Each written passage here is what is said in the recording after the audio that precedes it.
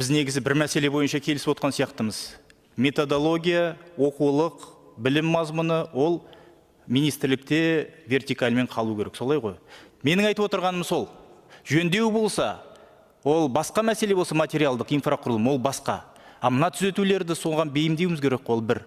Екіншіден, бұл реформа мемлекет басшысы Қасым-Жомарт Кемелұлы Тоқаевтың жолдауының шеңберінде іске асырылды. Яғни бұл президенттің тікелей тапсырмасы. Ол зерделенген, ол халықаралық тәжірибеге сүйенген, ол зерттеулерге сүйенген өте маңызды шешім болғаны хақ. Шымшық сойса да қасапшы сойсын дейді, сондықтан бұл мәселе бойынша зерттеулер бар. Сол зерттеулердің нәтижелерін қарауымыз керек. Халықаралық зерттеулер бар, ол екі. Үшіншіден, жалпы біздің алдымызда тұрған мақсат қандай? Бізге әкімге жай билік беру, сол билік беру үшін керек па, әлбе түптеп келгенде бізге керек мәселе ол білім сапасының артқаны керек па?